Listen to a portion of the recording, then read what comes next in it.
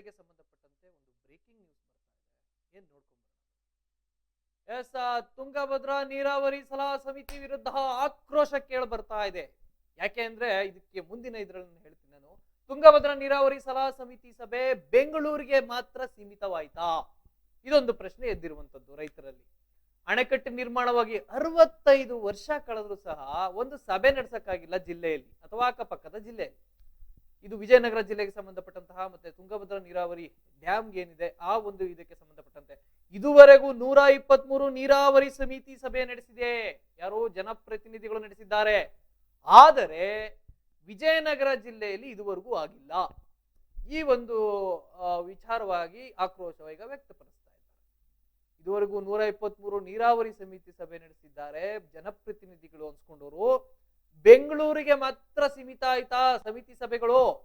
123 ಸಮಿತಿ ಸಭೆಗಳು ಸಹ ಬೆಂಗಳೂರಿಗೆ ಸೀಮಿತ ಆಗೋಗಿದ್ಯಾ? ವಿಜಯನಗರ ಜಿಲ್ಲೆಯಲ್ಲೂ ಸಲಹಾ ಸಮಿತಿ ಸಭೆ ನಡೆಸಿ ಸ್ವಾಮಿ ಅಂತ ಕೇಳ್ತಾ ಇದ್ದಾರೆ ಜಿಲ್ಲೆಯ ರೈತರು ಮತ್ತು ಅಕ್ಕಪಕ್ಕದ ಜಿಲ್ಲೆಯ ರೈತರು. ಡ್ಯಾಮ್ ಅಕ್ಕಪಕ್ಕದ ಜಿಲ್ಲೆಗಳಲ್ಲಿ ಸಭೆ ನಡೆಸಿ ರೈತರ ಕಷ್ಟ ಕೇಳ್ರಿ ಸ್ವಲ್ಪ ಅಂತ ಕೇಳ್ಕತ್ತಾ ಇದ್ದಾರೆ ರೈತರು, ಮನವಿ ಮಾಡ್ಕತ್ತಾ ಇದ್ದಾರೆ.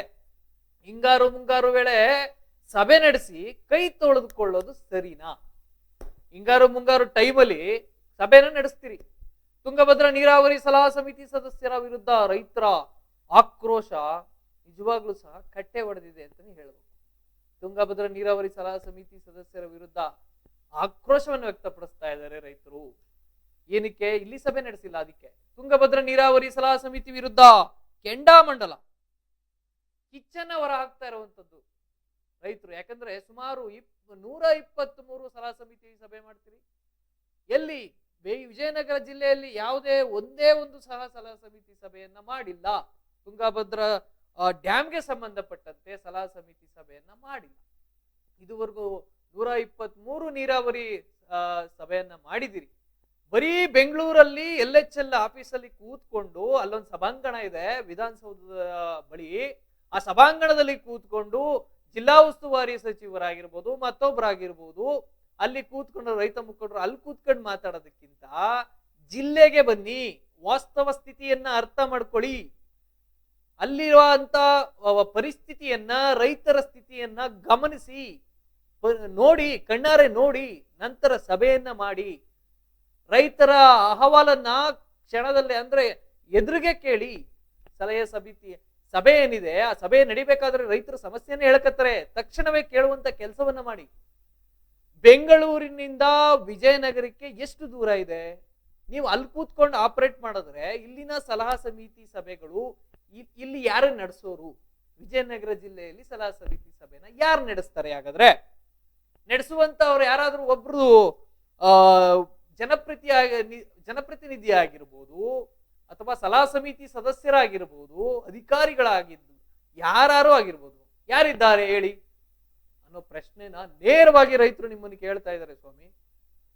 ವಿಜಯನಗರ ಜಿಲ್ಲೆ ಉಸ್ತುವಾರಿ ಸಚಿವರೇ, ಬಳ್ಳಾರಿ ಉಸ್ತುವಾರಿ ಸಚಿವರೇ, ಇವ್ರನ್ನೆಲ್ಲರೂ ಸಹ ಪ್ರಶ್ನೆ ಮಾಡ್ತಾ ಇದ್ದಾರೆ. ಅವರು ಅಕ್ಕಪಕ್ಕದ ಜಿಲ್ಲೆಗಳೇನಿದೆ ಅವರೆಲ್ಲರನ್ನೂ ಸಹ ಪ್ರಶ್ನೆ ಮಾಡ್ತಾ ಇದ್ದಾರೆ. ಯಾಕಂದ್ರೆ ಅದು ತುಂಗಭದ್ರಾ ಜಲಾಶಯಕ್ಕೆ ಸಂಬಂಧಪಟ್ಟಿದ್ದು ಬಹುದೊಡ್ಡ ಡ್ಯಾಮ್.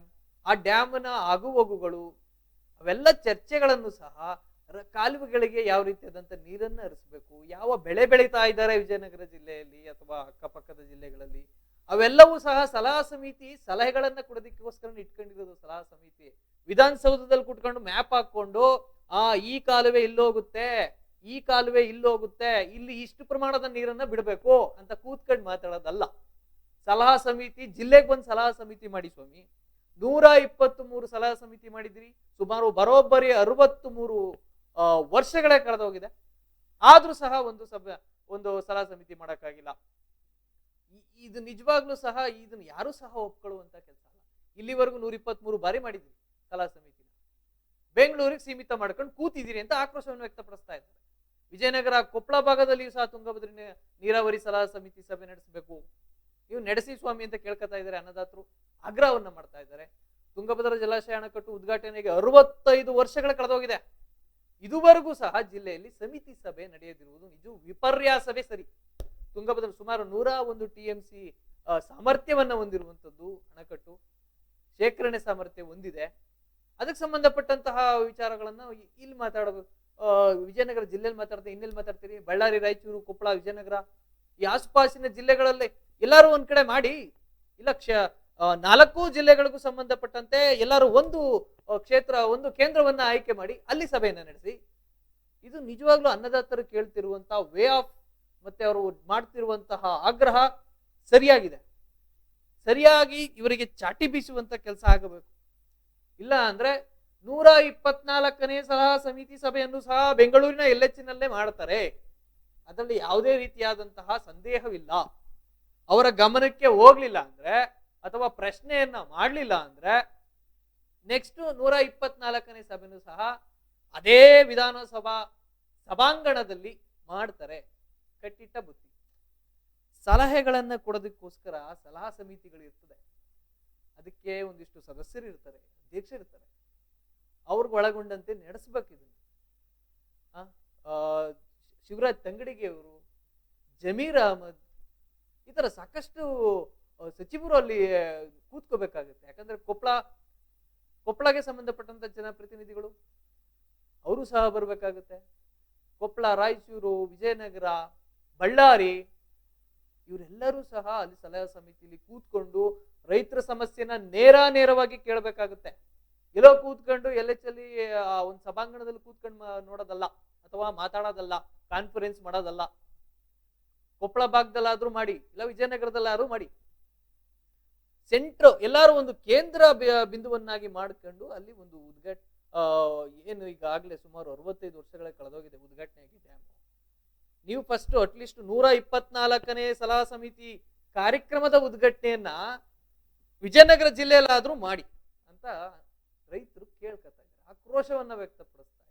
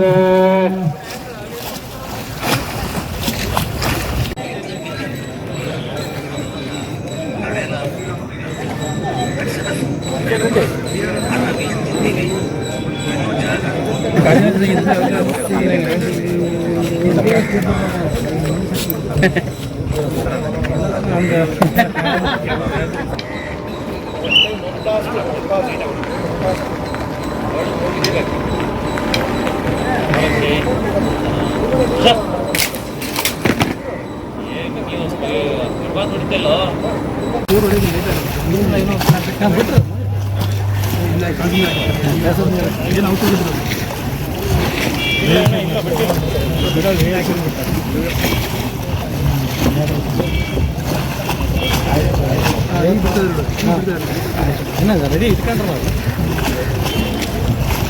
CM ಹಂಗೆ ಹೋಗ್ಬಿಡ್ತ. ಹಾಂ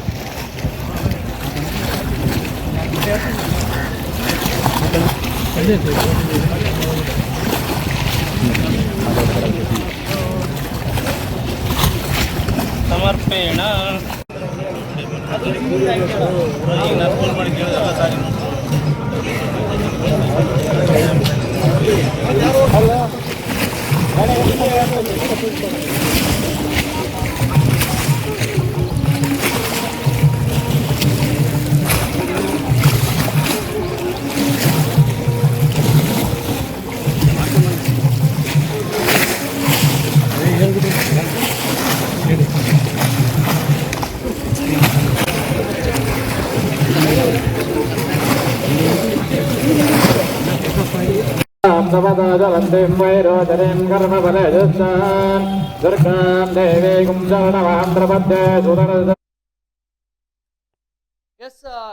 ವಿಜಯನಗರ ಜಿಲ್ಲೆಯಲ್ಲಿ ಒಂದು ಸಲಹಾ ಸಮಿತಿ ಸಭೆಯನ್ನಾದ್ರೂ ಮಾಡಿ ಅಂತ ರೈತರು ಅಂಗಲಾಚುವಂತ ಪರಿಸ್ಥಿತಿ ಬಂದ್ಬಿಟ್ಟಿದ್ದಾರೆ. ಅಂದ್ರೆ ನಿಜವಾಗ್ಲೂ ಜನಪ್ರತಿನಿಧಿಗಳಾಗಿರ್ಬೋದು ಮತ್ತೆ ಅಲ್ಲಿರುವಂತಹ ಸಲಹಾ ಸಮಿತಿ ಸದಸ್ಯರು, ಅಧ್ಯಕ್ಷರು ಏನಾಗ್ಬಿಟ್ಟಿದ್ದಾರೆ ಅಂತ, ರೈತ ಮುಖಂಡರು ಏನಾಗ್ಬಿಟ್ಟಿದ್ದಾರೆ, ಅಲ್ಲಿನ ಭಾಗದವರು ಹೋಗಿ LHಲ್ಲಿ ಬೇರೆ ಬೇರೆ ವಿಚಾರಕ್ಕೆಲ್ಲ ಕೇಳ್ಕೊಂಡು ಬರ್ತಾರೆ. ಆದ್ರೆ ಸಲಹಾ ಸಮಿತಿ ವಿಜಯನಗರ ಜಿಲ್ಲೆ ಅಥವಾ ಕೊಪ್ಪಳ, ಬಳ್ಳಾರಿ, ರಾಯಚೂರು ಎಲ್ಲಾರು ಒಂದು ಕೇಂದ್ರ ಬಿಂದುವನ್ನಾಗಿ ಮಾಡ್ಕೊಳ್ಳೋದಕ್ಕೆ ಮೀನಾಮೇಷವನ್ನ ಯಾಕೆ ಎಣಿಸ್ತಾ ಇದ್ದಾರೆ?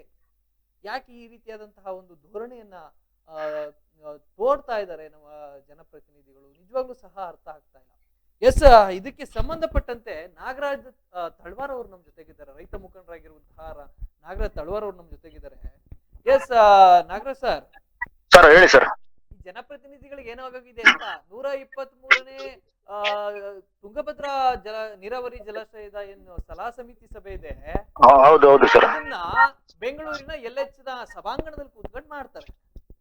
ಹೌದು ಸರ್, ಒಂಥರ ಇದು ಅಥವಾ ಆಸುಪಾಸಿನ ಜಿಲ್ಲೆಗಳು ಇವ್ರ ಕಣ್ಣಿಗೆ ಬೀಳಲ್ವಾ ಅಂತ. ಇಲ್ಲ ಸರ್, ಅವ್ರು ಏನಿದ್ರು ಅಲ್ಲಿ ಬೆಂಗಳೂರಲ್ಲಿ ಮಾಡ್ತಾರೆ. ಯಾಕಂದ್ರೆ ನಾವು ಅವ್ರಿಗೆಲ್ಲ ಕಣ್ಣಿಗೆ ಕಾಣಲ್ಲ ಏನ್ ಸರ್, ಅದ್ರ ಬಗ್ಗೆ ಮಾಹಿತಿ ಸರಿಯಾದ ಮಾಹಿತಿ ಕೊಡೋಣ ನಮಗೆ ಇರ್ಲಿ ಏನ್ ಸರ್.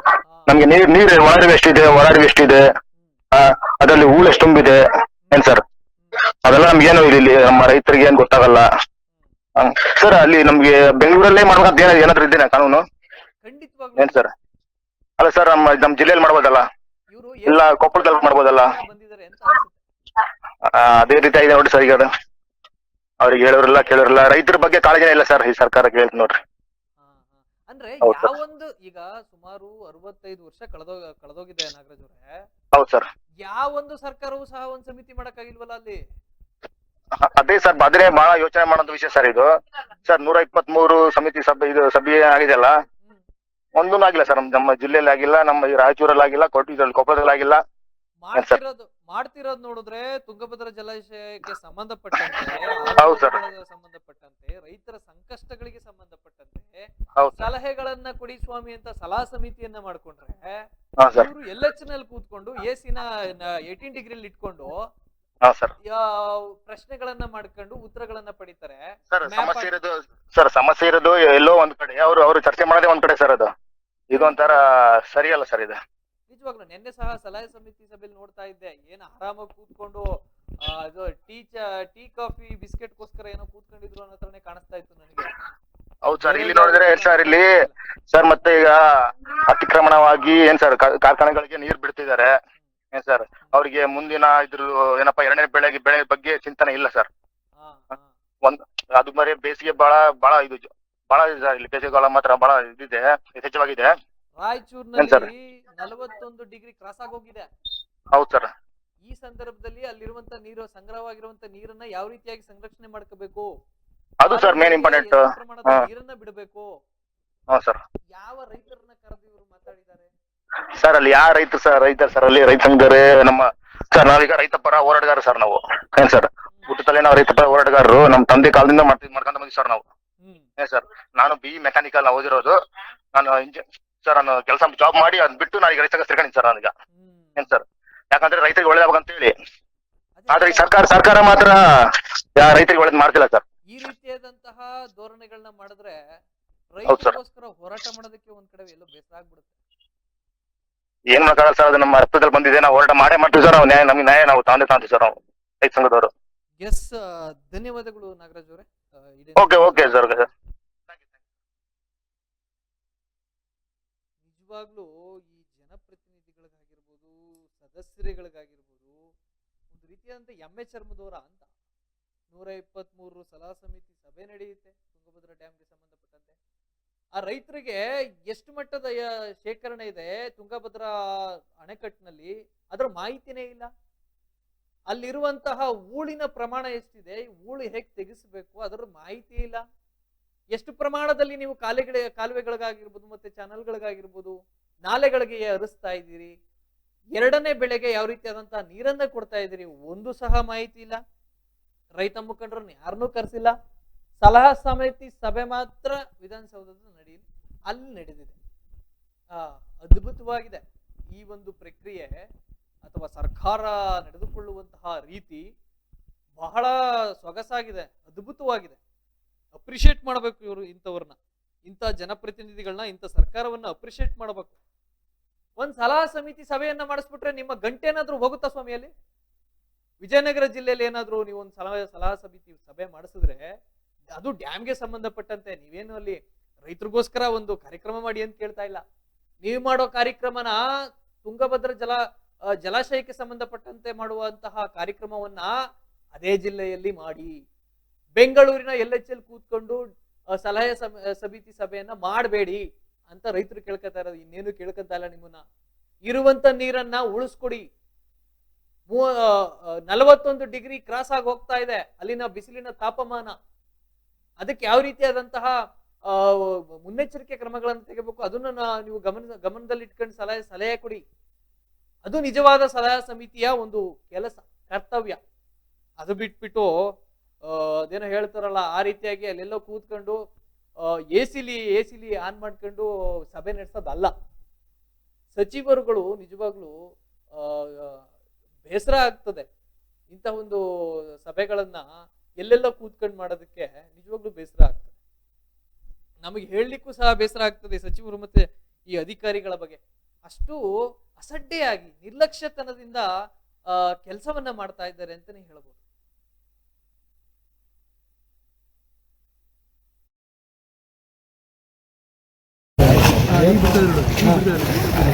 ರೆಡಿ ಇಟ್ಕೊಂಡ್ರ CM ಹಂಗೆ ಹೋಗ್ಬಿಡ್ತಾರೆ. ವಾ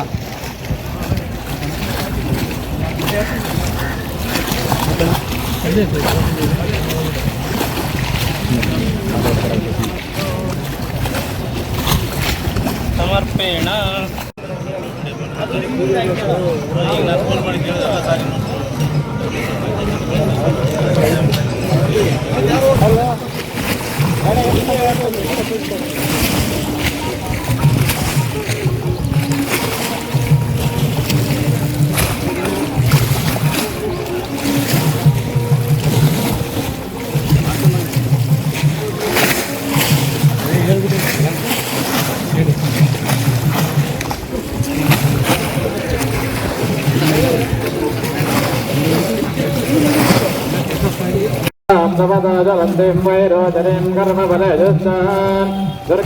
देवीं शरणमान्द्रपद्ये सुरनदे नमः। अग्रे तुम्बारयानभ्यो अक्वाङ्गोतिभे दुर्गाणि विश्वा कोशवत्सेवो नानपर्वे भवातो कयदयसंयोः विश्वानि न दुर्गः जातवेदन्तिन्धन्ननावादवितादिवर्षे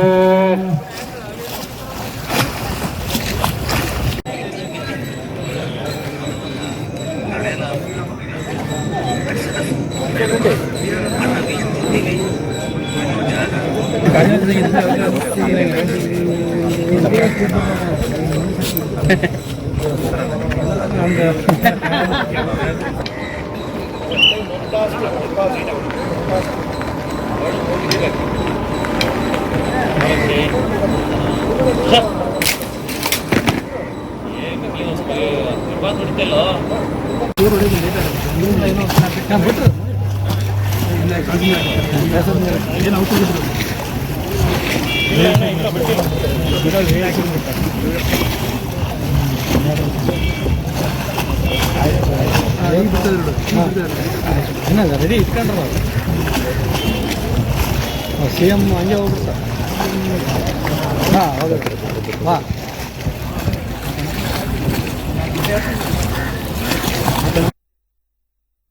ಎಸ್, ವಿಜಯನಗರ ಜಿಲ್ಲೆಯಲ್ಲಿ ಒಂದು ಸಲಹಾ ಸಮಿತಿ ಸಭೆಯನ್ನ, ಅದು ತುಂಗಭದ್ರಾ ಡ್ಯಾಂಗೆ ಸಂಬಂಧಪಟ್ಟಂತೆ ಒಂದು ಸಲಹಾ ಸಮಿತಿ ಸಭೆಯನ್ನ ನಡೆಸಿ ಸ್ವಾಮಿ ಅಂತ ಕೇಳಿಕೊಂಡು ಸುಮಾರು 65 ವರ್ಷಗಳೇ ಕಳೆದೋಗ್ಬಿಟ್ಟು, ಈ ನಿಟ್ಟಿನಲ್ಲಿ ಈ ಯಾವೊಂದು ಸಭೆಯನ್ನು ಸಹ ಸಲಹಾ ಸಮಿತಿ ಸಭೆಯನ್ನ ವಿಜಯನಗರ ಜಿಲ್ಲೆಯಲ್ಲಾಗಿರ್ಬೋದು, ಆಸುಪಾಸಿನ ಜಿಲ್ಲೆಗಳಾಗಿರ್ಬೋದು ಅಥವಾ ಕೇಂದ್ರ ಬಿಂದು ಆಗಿರುವಂತಹ ಆಯಾ ಜಿಲ್ಲೆಗಳಿಗೆ ಅಲ್ಲೆಲ್ಲೂ ಸಹ ನಡೆಸದೆ ಬೆಂಗಳೂರಿನ ಎಲ್ಲೆಚ್ಚಿನ ಸಭಾಂಗಣದಲ್ಲಿ ನಡೆಸಿ ಅಲ್ಲಲ್ಲೇ ಕೈ ತೊಳೆದುಕೊಳ್ಳುವಂತ ಕೆಲಸವನ್ನ ಜನಪ್ರತಿನಿಧಿಗಳು, ಅಧಿಕಾರಿಗಳು ಮಾಡ್ತಾ ಇದ್ದಾರೆ ಅನ್ನೋ ಒಂದು ಆರೋಪ. ಅದು ರೈತರು ಸಹ ಆರೋಪವನ್ನು ಮಾಡ್ತಾ ಇರೋದು ಮತ್ತೆ ಕಿಡಿಕಾರ್ತಾ ಇದ್ದಾರೆ. ಇದಕ್ಕೆ ಸಂಬಂಧಪಟ್ಟಂತೆ ವಿಜಯನಗರ ಜಿಲ್ಲೆಯಿಂದ ಕಾಳಿದಾಸ್ ಅವರು ನನ್ನ ಜೊತೆಗೆ ನೇರ ಸಂಪರ್ಕದಲ್ಲಿದ್ದಾರೆ. ಸರ್ ನಮಸ್ತೆ ಸರ್, ಹೇಳಿ ಸರ್. ತಾವು ರೈತ ಮುಖಂಡರಿದ್ದೀರಿ, ನಮಸ್ತೆ. ಸರ್, ಈ ಒಂದು ವಿಚಾರಕ್ಕೆ ಏನ್ ಹೇಳ್ಬೇಕು ಅಂತ ನಿಜವಾಗ್ಲೂ ಗೊತ್ತಾಗ್ತಾ ಇಲ್ಲ ಸರ್. ಇದು ಏನಾಗಿದೆ ಅಂದ್ರೆ ಇಲ್ಲಿರುವಂತ MLA-ಗಳಾಗ್ಲಿ, ಉಸ್ತುವಾರಿ ಸಚಿವಗಳಾಗ್ಲಿ, ಯಾರಿಗೂ ಈ ಪ್ರಾಂತದ ಬಗ್ಗೆ ಅಭಿಮಾನ ಆಗ್ಲಿ, ಅವರಿಗೆ ರೈತರ ಬಗ್ಗೆ ಕಾಳಜಿ ಆಗ್ಲಿ ಏನು ಇಲ್ಲ. ಇಲ್ಲಿ ತನಕ ಎಲ್ಲರೂ ತಮ್ಮ ತಮ್ಮ ಸ್ವಾರ್ಥಕ್ಕೆ ಮಾತ್ರ ತುಂಗಭದ್ರಾ ಬೋರ್ಡ್ ಅಲ್ಲಿ ಅಧಿಕಾರಿಗಳಾಗ್ಲಿ ಅಥವಾ ಜನಪ್ರತಿನಿಧಿಗಳು ತಮ್ಮ ಚೇರ್ಮನ್ಶಿಪ್ ತಗೊಂಡು ಕೇವಲ ಅವ್ರದ್ದು ನಂದು ನಡಿಬೇಕು ಅಂತ ಮಾತಾಡ್ತಾರ ಬಿಟ್ರೆ, ನಿಜವಾಗ್ಲೂ ಇಲ್ಲಿ ರೈತ ಪರ ಕುಟುಂಬಗಳು ಏನಾಗ್ತದಾವೆ, ಯಾಕೆ ನಾವು ನೀರ್ ಕೊಡಕ್ ಆಗ್ತಿಲ್ಲ? ಯಾಕಂದ್ರೆ ನೋಡ್ರಿ ಎಷ್ಟೊಂದು ಆ ಆಂಧ್ರ ಪ್ರದೇಶ ಇವತ್ತು ಆಡಳಿತ ನಡೆಸ್ತಾ ಇದೆ ತುಂಗಭದ್ರಾ ನದಿ ಮೇಲೆ. ಮೊನ್ನೆ ಡ್ಯಾಮ್ ಹೊಡೆದಾಗನು ಅದು ಕೇವಲ ಆಂಧ್ರ ಪ್ರದೇಶ ನೆಗ್ಲಿಜೆನ್ಸ್ ಇಂದ ಹೋಗಿರುವಂತ ಒಂದು ಇದು ಕ್ರಿಯೆ. ಇಲ್ಲಿ ತನಕ ನಮ್ಮ ಡ್ಯಾಮ್ ಹುಟ್ಟಿ ಇಷ್ಟು ವರ್ಷ ಆದ್ರೂ ನಮ್ಮ ನಮ್ಮ ಸರ್ಕಾರಗಳಲ್ಲಿ ಇಚ್ಛಾಶಕ್ತಿನೇ ಇಲ್ಲ. ಅವರಿಂದ ನಾವು ಹಸ್ತಾಂತರ ಮಾಡಿಸ್ಕೊಳಕ್ ನಾವು ತಯಾರಿಲ್ಲ. ಯಾಕಂದ್ರೆ ಅವ್ರಿಗೆ ಮೇಂಟೆನೆನ್ಸ್ ಮಾಡಕ್ ಆಗಲ್ಲ ಅಂದಾಗ ಅಟ್ಲೀಸ್ಟ್ ನಮ್ಮ ಭಾಗದಲ್ಲಿ ಅದರ ಪ್ರಭಾವ ಜಾಸ್ತಿ ಇರೋದ್ರಿಂದ ಅಧಿಕಾರಿಗಳ ಪ್ರಭಾವ ಆಂಧ್ರಕ್ಕೆ ಯಾಕೆ ಕೊಡ್ಬೇಕು? ಅವ್ರು ಇಟ್ಕೊಂಡ್ರೆ ತೊಂದರೆ ಇಲ್ಲ, ಬಟ್ ಅದ್ ಮೇಂಟೆನೆನ್ಸ್ ಆಗ್ಲಿ ಮತ್ತೊಂದಾಗ್ಲಿ ಇನ್ನೊಂದಾಗ್ಲಿ ಅವೆಲ್ಲ ನಮ್ಮಲ್ಲಿ ಯಾಕೆ ತಗೋಬಾರ್ದು ಅಂತ ಜನಪ್ರತಿನಿಧಿಗಳು ಇಲ್ಲಿ ತನ ಯೋಚನೆ ಮಾಡ್ತಿಲ್ಲ ಒಂದು. ಆಮೇಲೆ ಅವ್ರಿಗೆ ಈ ನೀರು ಅವ್ರಿಗೆ ಸರಿಯಾದಂತ ಒಂದು ಕ್ರಮಕ್ಕೆ ಸೇರ್ತಾ ಇಲ್ಲ ಸರ್. ಅವ್ರಿಗೆ ಬೇಕಾಗಿಲ್ಲ ಈ ನೀರು. ಯಾವ ತೆಲಂಗಾಣ ಆಗ್ಲಿ ಆಂಧ್ರ ಪ್ರದೇಶ ಆಗ್ಲಿ ಅವ್ರಿಗೆ ಅಷ್ಟೊಂದು ಅನಿವಾರ್ಯತೆ ಇಲ್ಲ. ನಮಗೆ ಅನಿವಾರ್ಯತೆ ಇದೆ. ಈ ಭಾಗದ 4 ಜಿಲ್ಲೆಗಳಲ್ಲಿ ಪ್ರತಿಯೊಂದು ಹನಿನೂ ನಮಗೆ ಬಹಳ ಇಂಪಾರ್ಟೆಂಟ್ ಸರ್. ಈ ಪ್ರತಿಯೊಂದು ಹನಿನೂ ನಮ್ಮ ರೈತರಿಗೆ ಬೇಕು, ಇಲ್ಲಿರುವಂತ ಜನಕ್ ಬೇಕು ಅಂತ ಹೇಳಿ ಇವ್ರು ಅದನ್ನ ದೊಡ್ಡ ಒಂದು ಸೀರಿಯಸ್ ಆಗಿ ತಗೊಳ್ತಾ ಇಲ್ಲ ಸರ್. ಸಲಹಾ ಸಮಿತಿ ಅಲ್ಲ ಸರ್, ನೀವ್ ಅಲ್ಲಿ ಹೋದ್ರೆ ಆಕ್ಚುಲಿ ಒಂದ್ಸತಿ ನಾನು ಬಹಳ ದೊಡ್ಡ ಗಲಾಟೆ ಮಾಡಿದೆ. ಅವ್ರೆಲ್ಲರೂ ಆರಾಮಾಗಿ ಒಳಗ್ ಕುಂತು ಇಲ್ಲಿ ನಡೆಸಿದಾಗನು ಒಂದು ಸಭೆ ನಡೆಸಿದಾಗನು ICIC ಸಭೆ ನಡೆಸಿದಾಗನು ಒಳಗೆ ಎಲ್ಲಾ ಮಜಾಗ್ ನಡೀತಿದ್ ಬಿಟ್ರೆ ಅವ್ರಿಗೆ ಏನಾಗಿದೆ ಅಂತಂದ್ರೆ ಹೆಂಗಾದ್ರೂ ನೀರಿದ್ರೆ ಬಿಡೋದು, ನೀರಿಲ್ಲಿದ್ರೆ ಬಿಡಾದಂಗಿರೋದು, ಹೆಣ್ಮಕ್ಳು ಮನೇಲಿ ಮಾಡೋ ಒಂದು ವ್ಯವಸ್ಥೆ ಆದ್ರೂ ಅವ್ರಿಗೆ ಗೊತ್ತಾಗ್ತಿಲ್ಲ ಯಾವ ರೀತಿಯಲ್ಲಿ ಬಳಕೆ ಮಾಡ್ಬೇಕು ನೀರು. ಅಟ್ಲೀಸ್ಟ್ ಈಗ ಮುಂದಿನ ದಿನಗಳಲ್ಲಿ ನೀರು ಬರುವಂತ ಟೈಮಲ್ಲಿ ಏನೆಲ್ಲ ಚೆಕ್ ಮಾಡ್ಬೇಕು, ಅದನ್ನ ಚೆನ್ನಾಗಿದಾವೆಲ್ಲ ಗೇಟ್ಗಳು, ಅದನ್ನ ನಾವು ದುರಸ್ತಿಯಲ್ಲಿ ಮಾಡ್ಸಿದೀವಿ ಇಲ್ಲ ಅಂತ ಯಾರಿಗೂ ಏನಾದ್ರದ್ದು ಅರಿವೇ ಇಲ್ಲ ಸರ್. ಡ್ಯಾಮ್ ಇದೆ, ನೀರು ತುಂಬಿದ್ರೆ ಬಿಡ್ತೀವಿ, ಇಲ್ಲಾಂದ್ರೆ ಇಲ್ಲ. ಬಟ್ ನಾನು ಇವತ್ತು ಹೇಳೋದ್ ಪ್ರಕಾರ ಕನಿಷ್ಠ 20 TMC ಮೇಲೇನೆ ಇರ್ಬೋದು ನೀರು, ಕಡಿಮೆ ಇರಲ್ಲ. 20 ಆ ಡೆಡ್ ಸ್ಟೋರೇಜ್ ಅಂತ ಅವ್ರು ಬಾಯ್ಸಕ್ಕಂಗ್ ಹೇಳ್ತಾರೆ ಸರ್. ವರ್ಷ ಡಿಫ್ರೆನ್ಸ್ ಆಗ್ತಾನೆ ಇರ್ತದೆ. ಡೆಡ್ ಸ್ಟೋರೇಜ್ ನಾವೆಲ್ಲ ಹೋಗಿ ಗಲಾಟೆ 5 TMC ಡೆಡ್ ಸ್ಟೋರೇಜ್ ಇರುತ್ತೆ ಅಂತಾರೆ. ಆಮೇಲೆ ಎವಾಪರೇಷನ್ ಅಂತಾರೆ, ಮತ್ತೊಂದಂತಾರೆ. ಸರ್ ಏನೇ ಇದ್ರು ಕರೆಕ್ಟ್ ಆಗಿ ಅದನ್ನ ವಾಟರ್ ಮ್ಯಾನೇಜ್ಮೆಂಟ್ ಪ್ರಕಾರ ಎಲ್ಲದಕ್ಕೂ ಮ್ಯಾನೇಜ್ಮೆಂಟ್ ಮಾಡ್ತೀರಿ. ವಾಟರ್ ಮ್ಯಾನೇಜ್ಮೆಂಟ್ ಪ್ರಕಾರ ಅದನ್ನ ವ್ಯವಸ್ಥಿತವಾಗಿ ಮಾಡಿದ್ರೆ 4 ಜಿಲ್ಲೆಗಳ ಸಸ್ಯಶ್ಯಾಮಲವಾಗಿ ಕರ್ನಾಟಕಕ್ಕೆ ಅನ್ನ ಹಾಕುವಂತ ಒಂದು ರೈತಾಪಿ ವರ್ಗ ಇದೆ ಸರ್. ನೀವು ಅದನ್ನ ಮ್ಯಾನೇಜ್ಮೆಂಟ್ ಮಾಡಕ್ಕೆ ಕೈಲಾದಂತ ವ್ಯಕ್ತಿಗಳು ಕೇವಲ ಇಲ್ಲಿ ಡ್ಯಾಮ್ ಮತ್ತೆ ಬಳ್ಳಾರಿ ಮತ್ತು ವಿಜಯನಗರ ಜಿಲ್ಲೆಗಳಲ್ಲಿ ಈ ಏನು ಮೈನಿಂಗ್ ದುಡ್ಡುಗಳಿಗೆ ಮಾತ್ರ ಸಾಯ್ತಾರ ಬಿಟ್ರೆ ಈ ಭಾಗದಲ್ಲಿ ರೈತರನ್ನ ಉಳಿಸುವಂತ ಒಂದು ಮಾರ್ಗದಲ್ಲಿ ಯಾರೂ ಇಲ್ಲ ಸರ್. ಯಾಕಂದ್ರೆ ನಾನು ಇಡೀ ವಿಜಯನಗರ ಜಿಲ್ಲೆ ಜಿಲ್ಲಾ ಘೋಷಣೆ ಆದ್ಮೇಲೆ ಇಡೀ ಪಾದಯಾತ್ರೆ ಮಾಡೀನಿ ಸರ್. ವಿಜಯನಗರ ಜಿಲ್ಲೆ ಕಂಪ್ಲೀಟ್ ಆಗಿ. ನೀವು ವಿಜಯನಗರ ಜಿಲ್ಲೆಗೆ ಡ್ಯಾಮ್ ಪಕ್ಕದಲ್ಲಿ ಇದ್ರು ನಮಗೆ ಒಂದು 10% ಅದ್ರ ಯೂಸ್ ಆಗಲ್ಲ ಸರ್. ಬಹುತೇಕ ಬಳ್ಳಾರಿ ನಾವು ಜಂಟಿ ಜಿಲ್ಲೆಗಳು ಬಳ್ಳಾರಿ ಜಿಲ್ಲೆಗೆ ಬಹಳ ಆದ್ರೂನು ಪ್ರತಿ ವರ್ಷ ಬಳ್ಳಾರಿಯಿಂದ ಪ್ರತಿ ವರ್ಷ ರೈತರು ಅವರು ಪ್ರತಿ ವರ್ಷ ಸ್ಟ್ರೈಕ್ ಮಾಡ್ತಾನೆ ಇರ್ಬೇಕು ಸರ್. ನೀರಿನ ಒಂದು ಅಭಾವ ಇಲ್ಲಿದ್ರು ನಾವು ಸ್ಟ್ರೈಕ್ ಮಾಡ್ಬೇಕು. ಇದ್ರೆ ಸರ್ ನೀರ್ ಇಲ್ಲ ಅಂತಂದ್ರೆ ಎಲ್ಲರಿಗೂ ಗೊತ್ತಾಗುತ್ತೆ ಎಲ್ಲಿ ತರ್ತಾರಪ್ಪ ನೀರ್ ಅಂತ ಹೇಳಿ. ಬಟ್ ಇದ್ದಾಗನು ಇವ್ರು ನಾಟಕ ಮಾಡಂತ ನೋಡಿದ್ರೆ ಯಾರಿಗೆ ಹೇಳ್ಬೇಕಪ್ಪ ಪರಿಸ್ಥಿತಿ ಅಮ್ಮಂಗಾಗುತ್ತೆ. ಯಾಕಂದ್ರೆ ನಮ್ಮ ಇವ್ರು ಬಂದಾಗ ಸಿದ್ದರಾಮಯ್ಯರು ಬಂದ್ರೆ ಅವರು ಒಂದು ಉಡಾಫಿ. ಅವರು ವಯಸ್ಸಿದೆ ಅಂತ ಹೇಳಿ ಅವ್ರ ಭಾಷೆಗೆ ಒಂದು ಹಿಡಿತಾನೆ ಇಲ್ಲ. ಅವ್ರು ಹೆಂಗ್ ಬೇಕಾದ್ರೆ ಹೆಂಗ್ ಮಾತಾಡ್ತಾರೆ. ಆಮೇಲೆ ಜಮೀರ್ ಅಹಮದ್ ಅವ್ರು ಇವತ್ತಿದ್ದಾರೆ, ಅವ್ರಿಗೆ ಏನು ನಾಲೆಜೇ ಇಲ್ಲ. ಅವ್ರಿಗೆ ಏನು ಅವ್ರು ಯಾಕೆ 2 ಜಿಲ್ಲೆಗಳಿಗೆ ಬೇರೆ ಯಾರು ಸಿಕ್ಕಾರೋ ಗೊತ್ತಿಲ್ಲ ಆಗ್ಲಿ. ಅವ್ರಿಗೂ ಯಾವುದೇ ಒಂದು ರೈತಾಪಿ ವರ್ಗ ಏನಪ್ಪ ಏನಾಗಿದೆಯೋ ಏನ್ ತೊಂದ್ರೆ, ಏಪ್ರಿಲ್ 20 ತನಕ ನೀರು ಕೊಡ್ಲಿಲ್ಲ ಅಂತಂದ್ರೆ ಎಷ್ಟು ಬೆಳೆ ಹೋಗ್ತದೆ ಸರ್ ಗೊತ್ತಾ? ನಾವು ಸಿರುಗುಪ್ಪದಿಂದ ಬಳ್ಳಾರಿ ತನಕ 2 ಸತಿ ಪಾದಯಾತ್ರೆ ಮಾಡಿವಿ ಸರ್ ಈ ಹಿಂದೆ. ಒಂದೇ ಒಂದು ನೀರ್ ಕೊಟ್ರಿ ಸಾಕು ರೈತರು ಉಳ್ಕೊಳ್ತಾರಂದ್ರು. ಅವತ್ತೂ ಹಂಗೆ ಕೈ ಕೊಟ್ರು. ಇವತ್ತು ನೀರ್ ಇದೆ ಸರ್, ನೀರ್ ಯಾಕಿಲ್ಲ? ನೀರಿದೆ, ಕೊಟ್ರಿ, ಕೊಟ್ಟು ರೈತನ ಉಳಿಸ್ರಿ ಸರ್. ಇವ್ರ ಏನಂದ್ರೆ ರೈತ ಎಲ್ಲಿ ತನಕ ಕಷ್ಟದಲ್ಲಿರ್ತಾನೆ ಅಲ್ಲಿ ತನಕ ಅವ್ರದ್ದು ಬೆಳೆ ಬೆಳಿತಾನೆ ಇರ್ತವೆ. ಅದು ಇದು ಸರ್.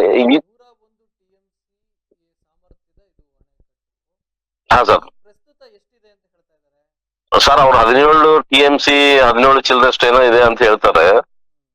ಬಟ್ ನಾನು ಇಷ್ಟೆಲ್ಲಾ ವರ್ಷಗಳಲ್ಲಿ ನೋಡ್ತಿರೋಂತ ಪ್ರಕಾರ ಕನಿಷ್ಠ 22-23 TMC ಗಿಂತ ಕಡಿಮೆ ಇರೋದೇ ಇಲ್ಲ.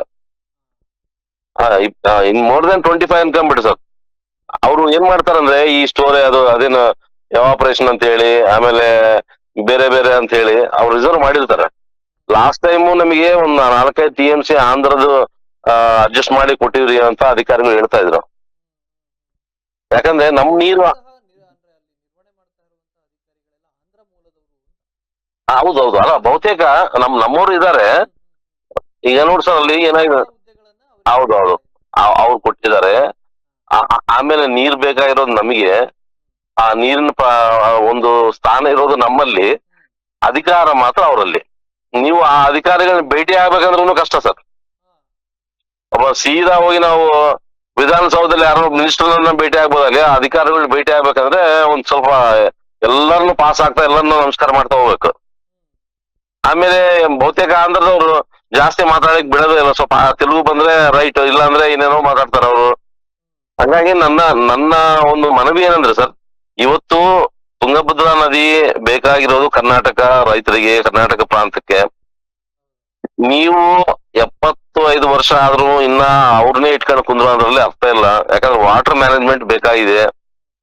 ವಾಟರ್ ಮ್ಯಾನೇಜ್ಮೆಂಟ್ ಬೇಕು ಅಂತಂದ್ರೆ ಅದನ್ನ ಆಂಧ್ರದಿಂದ ಕರ್ನಾಟಕದವ್ರಿಗೆ ಹಸ್ತಾಂತರ ಮಾಡ್ರಿ, ಆ ಪವರ್ಸ್ ಎಲ್ಲ ಕೊಡ್ರಿ, ಮೇಂಟೆನೆನ್ಸ್ ಮಾಡೋ ಪವರ್ಸ್ ಕೊಡ್ರಿ. ಅವಾಗ ನಾವ್ ಏನನ್ನ ಮಾಡಕ್ ವಾಯ್ಸ್ ಇರುತ್ತೆ ಒಂದು. ಆಮೇಲೆ ನೋಡಿ ಸರ್, ಒಂದು ಜಿಂದಾಲ್ ಕಂಪನಿಯವರು ನಿಮ್ಗೆ ಕೃಷ್ಣಾ ನದಿಯಿಂದ 2 ಪೈಪ್ ಲೈನ್ ತಗೊಂಡೋಗಿ ಅವರು 6-7 TMC ನೀರು ಪ್ರಿಸರ್ವ್ ಮಾಡೋ ಅಂತ ಒಂದು ವ್ಯವಸ್ಥೆ ಅವ್ರು ಇರ್ಬೇಕಾದ್ರೆ, ನಮ್ಗೆ ಆ ಸರ್ಕಾರಕ್ಕೆ ಏನ್ ದೊಡ್ಡದಲ್ಲ ಸರ್. ಕೃಷ್ಣಾ ನದಿಯಿಂದ ಎಷ್ಟೊಂದು ಹತ್ರ 2,000 TMC ಸಮುದ್ರಕ್ಕೆ ಸೇರ್ತದೆ ಅಂತಾರೆ. ಅಲ್ಲಿಂದ ನಮಗೊಂದು ಇಂತ ಒಂದು ಬೇಸಿಗೆ ಟೈಮ್ ಅಲ್ಲಿ ಸ್ವಲ್ಪ ಕಡಿಮೆ ಇಂತ ಟೈಮ್ ಅಲ್ಲಿ ಅಲ್ಲಿಂದ ವಾಟರ್ನ ವೇಸ್ಟ್ ಆಗ್ಲಾರ್ದಂಗೆ ನಮ್ ತುಂಗಭದ್ರಾಗಿ ಜೋಡಿಸುವಂತ ಕೆಲಸ ಮಾಡಿದ್ರೆ ಈ ಪುಣ್ಯಾತ್ಮರು ಅವ್ರ ಇಡೀ ಜೀವನ ಹುಟ್ಟಿದಕ್ಕೂ ಸಾರ್ಥಕ ಆಗುತ್ತೆ ನಮ್ಮ ಜನಪ್ರತಿನಿಧಿಗಳು. ಆ ನಿಟ್ಟಿನಲ್ಲಿ ಎಲ್ಲ ರೀತಿಯಾದ ಕೆಲಸಗಳು ಆಗಬೇಕು. ಹೌದು ಸರ್ ಆಗ್ಬೇಕು. ಸಂಪನ್ಮೂಲ ಇಲಾಖೆಯವರಂತೂ ನಿದ್ದೆಗೆ ಹೋಗ್ಬಿಟ್ಟಿದ್ದಾರೆ ಅಂತ. ಇಲ್ಲ ಸರ್, ಬಹುತೇಕ ನಾವು ಉತ್ತರ ಕರ್ನಾಟಕ ಅಂದ್ರೇನೆ ಒಂದು ಟೈಪ್ ನೆಗ್ಲಿಜೆನ್ಸ್ ಸರ್. ಈ ಜನಪ್ರತಿನಿಧಿಗಳು ಮೊದಲಿಂದ ಸರ್, ನೀವು ಚರಿತ್ರೆ ನೋಡ್ತಾ ಹೋಗ್ರಿ, ನೀವು ನೋಡ್ರಿ, ನಾವು ಕಾವೇರಿ ಅಂದ ತಕ್ಷಣ ಎದೆ ಸೀಳ್ಸ್ಕೊಂಡು ಇಲ್ಲಿಂದ ಅಲ್ಲಿ ಹೋಗ್ತೀವಿ ಸರ್. ಈವನ್ ಜನನು ಹೆಂಗಿದಾರಂದ್ರೆ, ರೈತಾಪಿ ನಾಯಕರು ಹೆಂಗಿದಾರಂದ್ರೆ ಸರ್, ನಮ್ಮ ತುಂಗಭದ್ರಾ ಅಂದ್ರೆ ಬರೀ ಹಾಡುಗಳಲ್ಲಿ ಮಾತ್ರ ಬರ್ತಾ ಇದೆ ಬಿಟ್ರೆ, ಅದಕ್ಕೆ ನಿಜವಾಗ್ಲೂ ಸರ್ ನಾವು ಕಾವೇರಿ ಕೊಟ್ಟಷ್ಟು ಬೆಲೆ ಇಡೀ ಕರ್ನಾಟಕದ ಜನಕ್ಕೆ ನನ್ನ ಮನವಿ ಮಾಡ್ಕೊಳ್ಳೋದೇನಂದ್ರೆ, ಕಾವೇರಿ ತುಂಗ ಏನಿದೆಯಲ್ಲ ಅವೆರಡು ನಮ್ದು ಅಂತ ಯಾಕೆ ಭಾವಿಸ್ತಾ ಇಲ್ಲ ನೀವು? ನಮ್ಮ ತುಂಗಭದ್ರಾ ನದಿ ಕೆಳಗಿರುವಂತ ರೈತರಿಗೆ ಆ ತಾಯಿ ತುಂಗೆ ಇಲ್ಲ ಅಂತಂದ್ರೆ ನಮ್ಮ ಇಡೀ ಉತ್ತರ ಕರ್ನಾಟಕದಲ್ಲಿ ಬಹುತೇಕ ನಾವು ಜೀವಂತವಾಗಿರೋಕ್ ಸಾಧ್ಯ ಇಲ್ಲ. ನಮ್ಮ ರಕ್ಷಣೆ ಯಾಕೆ ನಿಂದ್ರಲ್ಲ ನೀವು ಅಂತ ನಾನು ಬಹಳ ಸತಿ ಬೇಜಾರಾಗಿ ಪ್ರಶ್ನೆ ಮಾಡ್ತಿರ್ತೀನಿ ಸರ್ ನಾನು. ಖಂಡಿತವಾಗೂ ಕೇಳುವಂತ ಪ್ರಶ್ನೆ. ಹೌದು.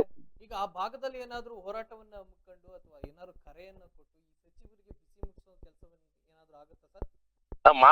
ಬಹುತೇಕ ನಮ್ಮಲ್ಲಿ ರೈತಾಪಿ ನಾಯಕರು ಇದಾರಲ್ಲ ಸರ್, ಈಗ ಅವರು ಬಹಳಷ್ಟು ಶ್ರಮಿಸ್ತಾರೆ.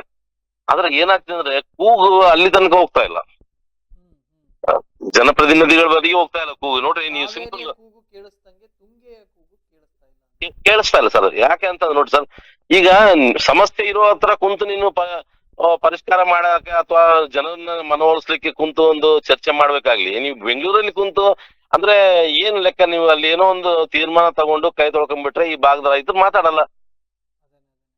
ಎಲ್ಲೋ ಅಲ್ಲಿ ಸ್ವಲ್ಪ ಇಲ್ಲಿ ಸ್ವಲ್ಪ ಗಲಾಟೆಗಳಾಗ್ತವೆ. ಆಮೇಲೆ ನಮ್ಮ ರೈತರು ಬೇರೆ ಕಡೆ ಅಂದ್ರೆ ಬೇರೆ ಭಾಗದಲ್ಲಿರುವಂತ ರೈತರ ಪ್ರಕಾರ ಸರ್ಕಾರ ಆಸ್ತಿಗಳಾಗ್ಲಿ ನಾವು ಇದು ಮಾಡಲ್ಲ, ನಮ್ಮ ಹೋರಾಟ ನಾವು ಮಾಡ್ತೀವಿ, ಕೇಳಿಲ್ಲ ಅಂದ್ರೆ ಅದೇ ನಮಗೆ ಮೊದಲಿಂದ ಗೊತ್ತಿರೋಂತ ವಿಚಾರ ಅಂದ್ರೆ ಬಿಟ್ಗಳು ಕೂಡ್ತೀವಿ ಅಷ್ಟೇ. ನಮ್ಮ ರೈತರಲ್ಲಿ ಏನಿದೆ ಅಂತಂದ್ರೆ ತಾಳ್ಮೆ ಜಾಸ್ತಿ ಇರೋದ್ರಿಂದ ಇವರೆಲ್ಲ ನಾಟಕ ನಡೀತಾ ಇದೆ ಅಷ್ಟೇ.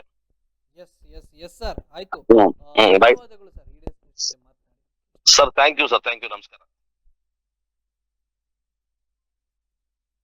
ವಿಜಯನಗರ ಜಿಲ್ಲೆಯ ರೈತ ಸಂಘದ ಅಧ್ಯಕ್ಷರು ಮಾತನಾಡ್ತಾ ಇದ್ರು.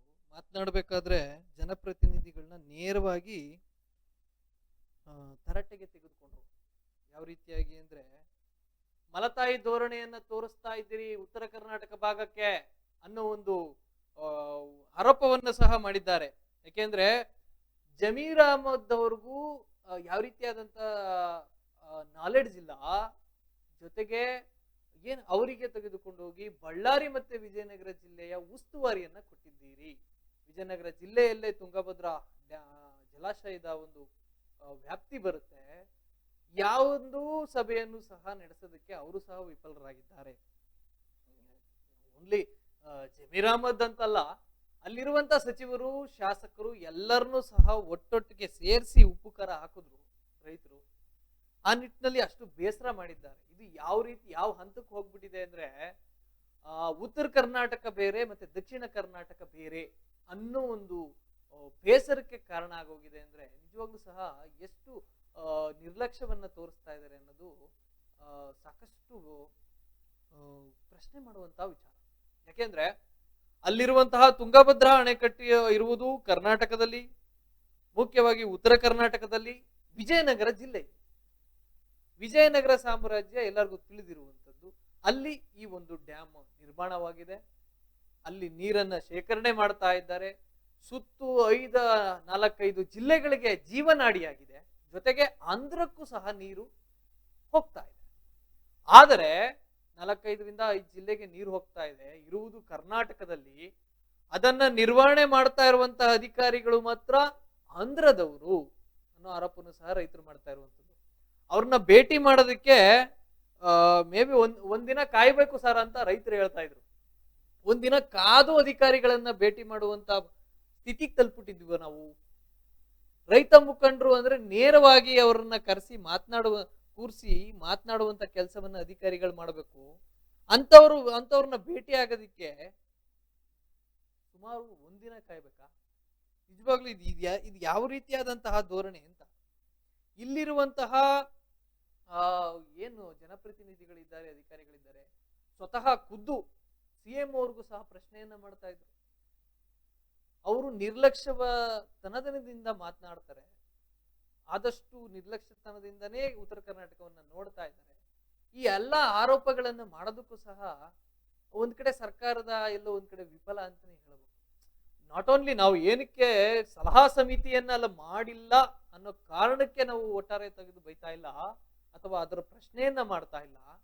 ಇಲ್ಲಿ ನಾವು ಪ್ರಶ್ನೆ ಮಾಡ್ತಾ ಇರುವಂತದ್ದು ಮುಂದೆ ಸಲಹಾ ಸಮಿತಿಯನ್ನ 123 ಸಲಹಾ ಸಮಿತಿಯಲ್ಲಿ ಒಂದು ಸಲಹಾ ಸಮಿತಿಯನ್ನ ವಿಜಯನಗರ ಜಿಲ್ಲೆಯಲ್ಲಿ ಮಾಡಿದ್ರೆ ಯಾರ ಗಂಟೆ ಏನಾದರೂ ಹೋಗಿತ್ತೆ ಅಥವಾ ಹೋಗ್ತಿತ್ತೆ?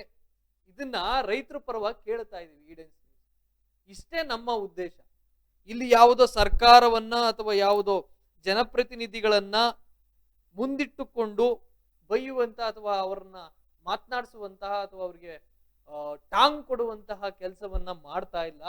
ರೈತರು ಕೇಳುವಂತಹ ಪ್ರಶ್ನೆಗಳನ್ನ ನಮ್ಮ ಮೂಲಕ ನಿಮಗೆ ಹೇಳ್ತಾ ಇದೀವಿ ಇಷ್ಟೇ.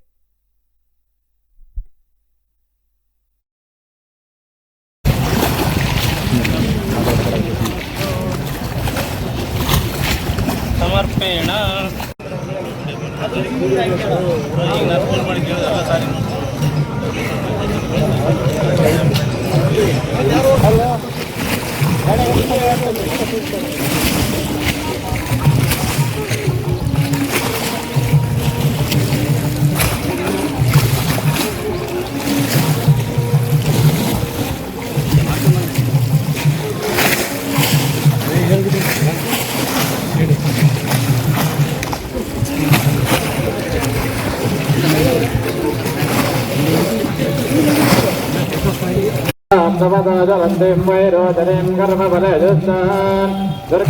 देवीं शरणमान्द्रपद्ये सुरनदे नमः अग्रे तुम्बारयानभ्यो अक्वां ज्योतिषे दुर्गाणि विद्वा कोशवत्सेवनानपर्वे भवातो कादया संयोः ಬಳ್ಳಾರಿ, ರಾಯಚೂರು, ಕೊಪ್ಪಳ, ವಿಜಯನಗರ ಸೇರಿದಂತೆ ಆಂಧ್ರ ಪ್ರದೇಶಕ್ಕೂ ಸಹ ತುಂಗೆಯ ನೀರು ಹರಿದು ಹೋಗ್ತಾ ಇದೆ. ಆದರೆ ತುಂಗೆಯಲ್ಲಿ ಕೆಲಸ ಮಾಡ್ತಾ ಇರುವಂತದ್ದು ಮತ್ತೆ ಅಲ್ಲಿರುವ ನಿರ್ವಹಣೆಯನ್ನ ಮಾಡ್ತಾ ಇರುವಂತದ್ದು ಆಂಧ್ರದ ಅಧಿಕಾರಿಗಳು, ಆಂಧ್ರ ಮೂಲದವರು ಅಂತ ವಿಜಯನಗರ ಜಿಲ್ಲೆಯ ರೈತರು ಸಹ ಆರೋಪವನ್ನ ಮಾಡ್ತಾ ಇದ್ರು. ಅವ್ರನ್ನ ಭೇಟಿ ಮಾಡ್ಲಿಕ್ಕೆ ಒಂದ್ ರೀತಿಯಾಗಿ ಪರ್ಮಿಷನ್ ತೆಗೆದುಕೊಂಡು, ಪರ್ಮಿಷನ್ ಅನ್ನೋದಕ್ಕಿಂತ ಮುಖ್ಯವಾಗಿ ಅವ್ರನ್ನ ಕಾಯ್ಬೇಕು, ಅವ್ರನ್ನ ಭೇಟಿ ಮಾಡ್ಲಿಕ್ಕೆ ಒಂದಿನ ಕಾಯ್ಬೇಕು ಅನ್ನೋ ಒಂದು ಪ್ರಶ್ನೆಯನ್ನ ಸಹ ಆರೋಪವನ್ನು ಸಹ ಮಾಡ್ತಾ ಇದ್ರು. ಇಲ್ಲಿ ಅಧಿಕಾರಿಗಳೇ ರೈತರಿಗೆ ಸಿಗಲಿಲ್ಲ ಅಂದ್ರೆ ಇನ್ನ ಯಾವ ರೀತಿಯಾದಂತ ಕೆಲಸವನ್ನ ಮಾಡ್ತಾರೆ ಅದು ನಿಜವಾಗ್ಲೂ ಸಹ ಗೊತ್ತಾಗ್ತಾ ಇಲ್ಲ. ಇನ್ನ ಒಂದ್ ಕಡೆ ಸರ್ಕಾರವನ್ನು ಸಹ ಬೈದ್ರು, ಇನ್ನೊಂದ್ ಕಡೆ ಸಚಿವರನ್ನು ಸಹ ಬೈದ್ರು, ಒಂದ್ ಕಡೆ ಜನಪ್ರತಿನಿಧಿಗಳನ್ನ ಬೈದ್ರು, ಅಲ್ಲಿ ರೈತ ಮುಖಂಡರದ್ದು ಒಂದು ರೀತಿಯಾದಂತಹ ಪಾತ್ರ ಎಲ್ಲ ಮರತ್ರ ಅನ್ನೋ ಒಂದು ವಿಚಾರವನ್ನು ಸಹ ತೆಗೆದುಕೊಂಡು ರೈತರು ಬೈತಾ ಇದ್ರು ಅಂದ್ರೆ ನಿಜವಾಗ್ಲೂ ಸಾಕಷ್ಟು ಬೇಸರದ ಸಂಗತಿ. ಆಕ್ರೋಶವನ್ನ ವ್ಯಕ್ತಪಡಿಸ್ತಾ ಇದ್ರು, ಕಿಡಿಕಾರ್ತಾ ಇದ್ರು. ಒಂದು ರೀತಿಯಾದಂತ ಬೇಸರ ಆಗುವಂತಹ ವಿಚಾರನೆ. ಆಗ್ಲೇ 65 ವರ್ಷ ಕಳೆದೋಯ್ತು, ಒಂದ್ ಸಭೆ ಮಾಡಕ್ಕಾಗಿಲ್ಲ ಅಂದ್ರೆ ಉತ್ತರ ಕರ್ನಾಟಕವನ್ನ ಮಲತಾಯಿ ಧೋರಣೆ ರೀತಿಯಾಗಿ ನೋಡ್ತಾ ಇದ್ದೀರಿ ಅನ್ನೋದ್ರಲ್ಲಿ ತಪ್ಪೇನಿದೆ ಅಂತ ಕೇಳುವಂತ ಇದ್ ಬಂದ್ಬಿಡುತ್ತೆ. ತಪ್ಪೇನು ಹಂಗಾರೆ ರೈತರು ಕೇಳ್ತೀರ ಸರಿ, ಉತ್ತರ ಕರ್ನಾಟಕ ಭಾಗದ ಮಂದಿ ಪ್ರತ್ಯೇಕ ಕೇಳಿದಾಗ ನೀವು ಸಿಡಿದೆದ್ದು ಬಿಟ್ರಿ ಒಂದು ರೀತಿಯಾಗಿ. ಈ ರೀತಿಯಾದಂತಹ ಧೋರಣೆಗಳಿಂದನೇ ಸಹ ಪ್ರತ್ಯೇಕ ರಾಜ್ಯ ಬೇಕು ಅಂತ ಬರೋದು. ಮೊದಲು ಆಂತರಿಕ ವಿಚಾರಗಳನ್ನ, ಜಿಲ್ಲೆಯಲ್ಲೂ ಆಗುತ್ತಿರುವಂತಹ ಧೋರಣೆಗಳನ್ನ, ಅನ್ಯಾಯಗಳನ್ನ ಮೊದಲಿಗೆ ಸರಿ ಮಾಡಿ, ಸಮಸ್ಯೆಗಳನ್ನ ಸರಿ ಮಾಡಿ ನಂತರ ನೀವು ಮತವನ್ನ ಕೇಳಲಿಕ್ಕೆ ಹೋಗ್ಬೇಕು. ಆ ನೈತಿಕ ಹೊಣೆಯನ್ನ ಇಟ್ಕೊಂಡು, ಆ ನೈತಿಕತೆಯನ್ನ ಇಟ್ಕೊಂಡು ನೀವು ಮತವನ್ನ ಕೇಳಲಿಕ್ಕೆ ಹೋಗ್ಬೇಕಾಗ್ತದೆ. ಇಲ್ಲ ಅಂದ್ರೆ ನಿಮ್ಗೆ ಮುಂದಿನ ದಿನಗಳಲ್ಲಿ ರೈತರಾಗಿರ್ಬೋದು, ಸಾರ್ವಜನಿಕರಾಗಿರ್ಬೋದು, ಮತದಾರರು ಒಂದು ರೀತಿಯಾದಂತಹ ಪಾಠವನ್ನ ಕಲಿಸ್ತಾರೆ. ಅದರಲ್ಲಿ ಯಾವುದೇ ರೀತಿಯಾದಂತಹ ಸಂಶಯ ಇಲ್ಲ. ಒಂದ್ ಸಲಹಾ ಸಮಿತಿ ಸಭೆನ ಎಲ್ಲೋ ಕೂತ್ಕೊಂಡು ಮಾಡೋ ಬದಲು ಒಂದು ಜಿಲ್ಲೆಯಲ್ಲಿ ಕೂತ್ಕೊಂಡು ಮಾಡಿ, ಅಲ್ಲಿರುವಂತಹ ಖುದ್ದು ಆ ಜಿಲ್ಲೆಯ ನಾಡಿ ಮಿಡಿತವನ್ನ ತಿಳಿದಿರುವಂತಹ ರೈತ ಮುಖಂಡರನ್ನ ಕರೆಸಿ ಕೂರ್ಸ್ಕೊಂಡು ಮಾತನಾಡಿ. ಯಾಕೆ ಹಾಗಲ್ಲ ನಿಮ್ ಕೈಲಿ? ಎಲ್ಲೋ ಕೂತ್ಕೊಂಡು ಸಭೆ ಮಾಡೋದು, ರೈತರ ಕೆಂಗಣ್ಣಿಗೆ ಗುರಿ ಆಗೋದು. ರೈತರು ಬೈತಿದ್ದಂಗೆ ರೈತರು ಬೈತಾರಪ್ಪ, ಆ ಕಡೆ ಹೋಗಕ್ಕಾಗಲ್ಲ ಅನ್ನೋದು. ಘೇರಾವಾಗ್ತಾರೆ ರೈತರು, ಆ ಕಡೆ ಹೋಗಕ್ಕಾಗಲ್ಲ ನಾವು ಅನ್ನೋದು. ಘೇರಾವಾಗ್ತಾ ಇನ್ನೇನ್ ಹಾಕಬೇಕು? ಆಕ್ರೋಶವನ್ನ ವ್ಯಕ್ತಪಡಿಸ್ದೆ ನಿಮ್ಮ ಮೇಲೆ ಕೆಂಡಾಮಂಡಲರಾಗದೆ ಇನ್ನೇನ್ ಆಗಬೇಕು ಅಂತ. ಸಚಿವರು ಬಂದ್ರು, ಬುದಿಯವರು ಬಂದ್ರು, ಸಾಹೇಬ್ರು ಬಂದ್ರು, ಅವ್ರಿಗೆ ಒಂದು ರೀತಿಯಾದಂತ ರೆಡ್ ಕಾರ್ಪೆಟ್ ಹಾಕಿ ಅವ್ರನ್ನ ಪೂರ್ಣ ಕುಂಭ ಸ್ವಾಗತ ಮಾಡಿ ಅಂತ ಏನಾದ್ರು ಕೇಳ್ಬೇಕಾಯ್ತಾ? ಪ್ರಶ್ನೆ ಮಾಡಿ. ನಿಜವಾಗ್ಲೂ ಬಾರ್ಕೋಲಿನ ಚಳವಳಿ ನಿಜವಾಗ್ಲೂ ನಿಮ್ಮಂತಹ ಜನಪ್ರತಿನಿಧಿಗಳಿಗೆ ಮತ್ತೆ ಶಾಸಕರಿಗೆ, ಅಲ್ಲಿರುವಂತಹ 4 ಜಿಲ್ಲೆಯ ಶಾಸಕರಾಗಿರ್ಬೋದು, ಸಚಿವರು, ಅವ್ರಿಗೆ ಬಾರ್ಕೋಲ್ ಚಳವಳಿ ಮಾಡಬೇಕು. ರೈತರು ಒಂದು ದೊಡ್ಡ ಮಟ್ಟದ ಹೋರಾಟ ಮಾಡಬೇಕು. ಅದಕ್ಕೆ ದಕ್ಷಿಣ ಕನ್ನಡವೂ ಸಹ ಅಥವಾ ದಕ್ಷಿಣ ಕರ್ನಾಟಕವೂ ಸಹ ಧ್ವನಿಯಾಗಬೇಕು. ತುಂಗಾಭದ್ರಾ ನೀರಿನ ಒಂದು ಹಕ್ಕೇನಿದೆ, ಅದೇಗೆ ಉತ್ತರ ಕರ್ನಾಟಕ ಅದೇ ರೀತಿಯಾಗಿ ಕಾವೇರಿ ವಿಚಾರಕ್ಕೂ ಬಂದ್ರು ಸಹ ತಮಿಳ್ನಾಡಿಗೆ ಹೋಗ್ತಾ ಇದೆ, ನೀರು ಬಿಟ್ಬಿಟ್ರು ಅನ್ನೋ ಕಾರಣಕ್ಕೆ ಒಂದಿಷ್ಟು ಗಲಾಟೆ ಆಗ್ತದೆ. ಅದಕ್ಕೆ ಉತ್ತರ ಕರ್ನಾಟಕದವರು ಸಹ ಸಾಕಷ್ಟು ಸಪೋರ್ಟ್ ಅನ್ನ ಕೊಡ್ತಾರೆ. ನಾನಿಲ್ಲಿ ಬೇರೆ ಬೇರೆ ಮಾಡಿ ಮಾತನಾಡ್ತಾ ಇಲ್ಲ, ಉತ್ತರ ಕರ್ನಾಟಕ ಬೇರೆ ಅಥವಾ ದಕ್ಷಿಣ ಕರ್ನಾಟಕ ಬೇರೆ ಅಂತ. ಬಟ್ ಅವರ ಕೂಗಿಗೂ ನಾವು ಧ್ವನಿ ಆದರೆ ಪ್ರತ್ಯೇಕತೆ ಅನ್ನೋದೇನಿದೆ ಅದು ಹೋಗಲಾಡಿಸಬಹುದು, ಒಗ್ಗಟ್ಟಂತ ಏನಿದೆ ಅದನ್ನ ಬರಿಸಬಹುದು. ಈ ಒಂದು ನಿಟ್ಟಿನಲ್ಲಿ ಮಾತನಾಡ್ತಾ ಇರುವಂತದ್ದು. ಮುಂದಾದ್ರೂ 124ನೇ ಸಭೆ ಆದ್ರೂ ವಿಜಯನಗರ ಜಿಲ್ಲೆಯಲ್ಲಿ ನಡೀಲಿ, ಇದೇ ರೈತರ ಆಶಯ. ಅಲ್ಲಿರುವಂತಹ ಪ್ರತಿಯೊಂದು ಅಂಶಗಳಾಗಿರ್ಬೋದು, ವಿಚಾರಗಳಾಗಿರ್ಬೋದು, ಅವೆಲ್ಲವನ್ನು ಸಹ ರೈತರ ಜೊತೆ ಚರ್ಚಿಸಿ ಒಂದು ಸಲಹಾ ಸಮಿತಿ ಅಂದ್ರೆ ಒಂದು ಸಲಹೆಗಳನ್ನ ಯಾವ ರೀತಿ ಪಡೆದುಕೊಳ್ಳಬೇಕು, ಕೊಡಬೇಕು, ಅವೆಲ್ಲವನ್ನು ಸಹ ತಿಳಿದಿರಬೇಕು. ಈ ರೀತಿಯಾದಂತಹ ಧೋರಣೆಗಳನ್ನ ಮಾಡಬೇಡಿ. ಅಧಿಕಾರಿಗಳು ಮಾಡುವಂತಹ ಧೋರಣೆಗಳು, ಜನಪ್ರತಿನಿಧಿಗಳು ಮಾಡುವಂತಹ ಧೋರಣೆಗಳು ಒಂದು ದೊಡ್ಡ ಮಟ್ಟದ ಹೋರಾಟಕ್ಕೆ ಕಾರಣವಾಗ್ಬಿಡ್ತದೆ, ನಾಂದಿ ಹಾಡ್ಬಿಡ್ತದೆ.